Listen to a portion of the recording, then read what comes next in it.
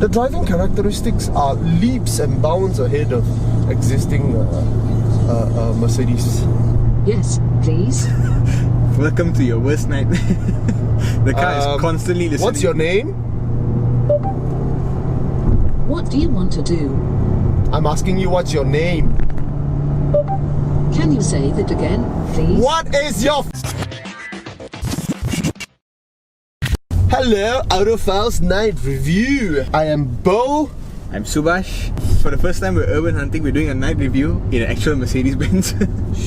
Cannot say Mercedes. What would... Cancel. Oh yeah. How can I help you? Can you shut the f*** up? So let's talk about first impression now. Mercedes-Benz has been doing very well in the past few The years. phone is unavailable. This is going to be a problem. So from now on, every time we're going to say Mercedes, we will whisper it. Otherwise, this thing, the voice assistant will start up. Mercedes has been doing quite well in the past few years, isn't it? I think Daimler got to a point where they realized it's not Mercedes against BMW or Audi, it's Germany against the rest of the world. Okay. It's Germany against all those Chinese manufacturers and the Korean manufacturers that are coming up. So they really just looked at the picture and said, we have to copy exactly what BMW is doing and do it better than them. Okay. You know? I think because they sense there's a little bit of a change in attitude towards premium car. People expect premium is not just comfortable and expensive feeling. It needs to perform well, and that's not a very strong suit of Mercedes. You can't just dump a big engine in the front like a 500e and call it a performance car. It has to be tuned right, and that's why the 500e was done by Porsche. I mean, it's a bit of an oxymoron talking about comfort and performance and agility and all correct that. And then talking about luxury with youth. It's counterintuitive, and I think they were trying to balance this: young but rich, sporty but comfortable, classy but urban hunting. You know, I can't get over that urban hunting tagline. It's so cheesy. So I think they were trying to balance and never found a good balance. I suspect until quite recently, I think in the past few years, they managed to speak to the millennials with some money. They managed to juggle all these differences or all these contrasting ideas and give us a new imagination, a new narrative about what being a modern 21st century slightly wealthy person ought to drive. And you have to give it to them, because these are very difficult things to do. Scientific things like how you perform, how fast you go, how linear is your curve. These are very doable things. It's an engineering problem. Where else image it's just changing all the time. My first impression of this is I didn't feel like it was a big jump. It's a new A-Class, but it didn't impress me the way the last one did. Because the last one was conceptually groundbreaking. Okay. I think the A-Class really won the last generation. Yes. When this generation came out, it took a bit of time for me to kind of understand it. To me, it didn't feel like a big shift like that previous generation. It felt like, okay, we understand the market. Let's not shift upwards but shift sideways. Same but different. Same but different. So my first impression is, I have to say, it's a good looking car. I like the look. Unfortunately, the more I think about it, the more nondescript I realize it is. It is just a pretty face, how you expect a good looking car to look in 2019. In fact, the back just reminds me of a Kia. The front is a little bit more outstanding, but I personally think that this face would have suited a larger car. So that's my first impression, and I come into this thing with very little expectation, because we know how bad small Mercedes are. Right? Oh, she's not responding. You heard her feeling. I heard your feeling. Oh, too bad. So let's talk about performance. I'm someone who sometimes brings my parents and grandparents around. I didn't What would you like to do? And the car was just annoying me in so many different ways. Performance-wise, it wasn't comfortable. I couldn't get comfortable until I pushed my seat this far back.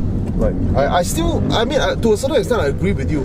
I struggle to find a comfortable seating position, and the seats are just way too small. They're supportive, yes, which is okay if you're the driver and you're pushing it around. But if you just want to take it easy, and remember, this is not an AMG car. This is not an A35, A45. This is just AMG line. In powerful AMG Mercedes-Benz, it's not really satisfying as much as it's terrifying. Right.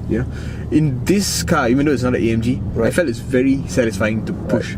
Just take it on a brisk drive and you'll be happy. Right. And I think that's the first time I'm feeling that from Mercedes-Benz. The problem is that at everything else, it just falls apart. Annoys me a lot. Alright. It's just my shoulders feel like they're. You're tired. Yeah. You're sore, right? You come out of this car feeling sore all the time. I know. I can imagine it already. I'm in this car for half an hour, and there are parts of my body that is aching for a bigger seat. So the engine is inline 4.2 litre. Inline 4.2 litre. Front wheel drive. Yes. Okay. Mated to a 9G Tronic. No. Oh, what is because it's front wheel drive. Oh, you can't put. Oh yeah, you can't put 9G. Because at 9G Tronic means the car will be sideways. Front wheel over there. So what gearbox is this? It's a 7-speed dual clutch. Oh wow, no wonder so punchy. Honestly, it is a little bit better than some of the previous dual clutches. Yeah. But I still felt in heavy traffic, if you're just stuck in traffic, it does have that judder. That initial judder that I felt was actually it wasn't the engine. It wasn't the engine. Yes. Oh, no wonder. I thought it was a direct injection in line 3 or something like that. That's why it was why it sound like that, right? So it's a problem that, you see, if you just felt it for a short while, you forget about it. Yeah. Until you get stuck in the traffic again. Oh yeah. If you're stuck in the traffic, you will feel it again. And it annoys you. And it annoyed me again today. I presume this thing has 250 horses. A bit less, if I'm not mistaken. 230. 224. 224. Oh, low. I'm surprised. It feels like 250, which is the first time Mercedes-Benz is honest with its figure. Even though it's not a 2.5, it feels like 250 horses. It does feel like. It does feel like 250. It definitely can chase a 250 horses car. Definitely. Which means its torque is at least 330. 350. Whoa! No wonder! Yeah. I have to commend this gearbox, to be honest. I think the gearbox delivered just enough, just the right amount of punch to remind you, hey, I'm serious about performance. But it is not intrusive enough, except for when you're taking off from standstill. Yeah. It is not intrusive enough to hurt. Which is, overall, to be honest, this is the first small Mercedes-Benz that I like. Brakes are good. Handling is very neutral. Steering is very heavy, but the correct kind of heavy. It is a better introduction to performance car than a BMW would be. Because a BMW requires a little bit of skills to fully understand what's going on, to fully take advantage of its power. This one is anybody can do it kind of thing. Sports car for idiots. No Mercedes-Benz has managed to put a smile on my face like that. Oh, the urgency. Wow. Whoa. So in terms of performance, actual objective performance, really good. Power delivery, excellent. Gear change, very, very on point, very sharp, punchy enough, does not hurt. Exhaust note, beautiful. Yeah, sounds like a 3-litre V6. I love it. To be honest, I love it. This is the first small Mercedes-Benz that I love driving in sports mode. Now let's go into comfort. Now, the bar that I set was very low because of the previous Mercedes A-Class. Every time I say Mercedes, I looked at the screen.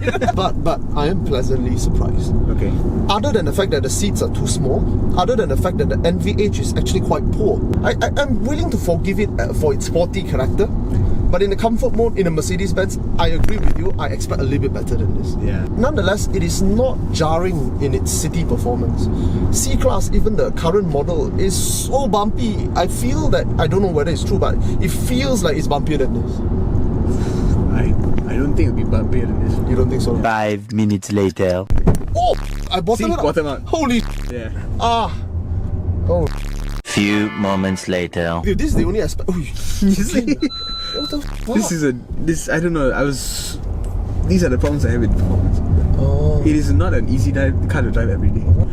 If you ask me for an average score, I still have to say it's a 4 out of 5 for performance because I am genuinely impressed. Could it be better? I doubt it can be much better. Comfort-wise, of course, I wish, there are things that I wish, but reality is an A-Class. There's not that much that I can expect from. So yeah, I really like it. You give 3.5. I give 3.5. For performance-wise, you're still okay with it to a certain extent, but the comfort-wise, you still don't like it. Yeah. Okay. Let's talk about the looks. From the side and from the front, I still think it has a unique look. Right. It doesn't look like any other hatchback in this class. Right. But yeah, the back really was a bit of a disappointment. Yeah. There's nothing that shouts. It could have been a Kia. Yes. On the interior, I think It's just plain childish. it's a bit childish. It is It's just plain childish. Not as childish as the previous one. A little bit more mature than the previous A-Class. Yeah. On the inside. Yeah. Instead of plastic, you get this. A little bit better feeling. But the Mercedes are old where you can kick the dashboard and it doesn't move. Yeah. No man, you can't do that. Yeah. You can hear it squeak just by pushing it.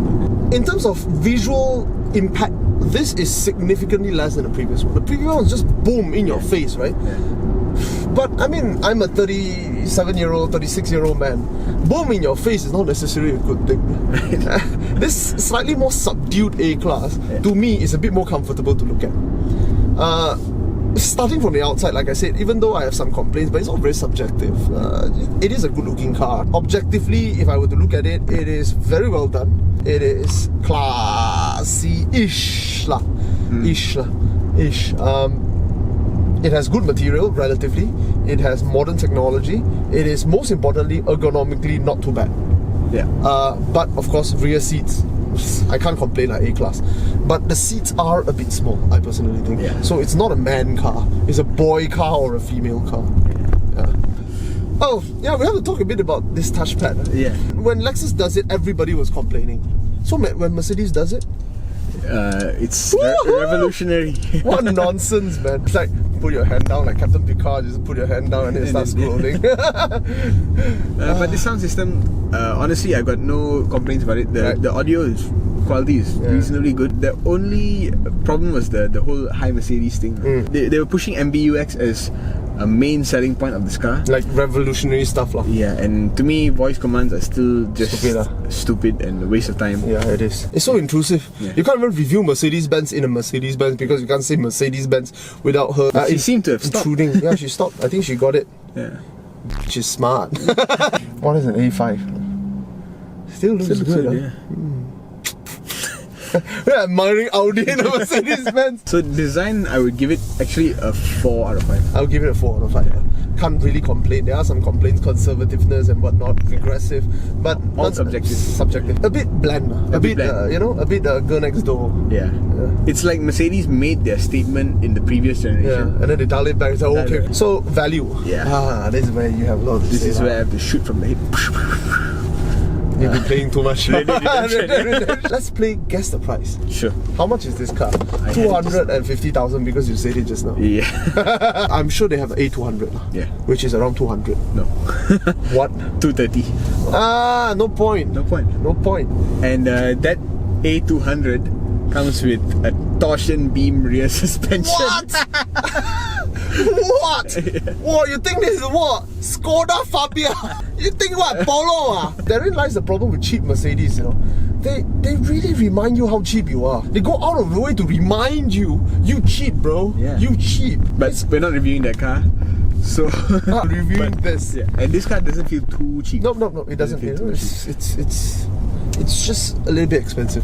This is more expensive than a C200. Exactly, therein lies the problem. That's the problem, yeah. If your C-Class 200 is selling at 250, let's say, you ought to sell your A200 at about 200,000. Yeah. Then your A250 At 235. 220 something, 230 I'll give you 230. It is very out of the league for most Malaysian. Yeah.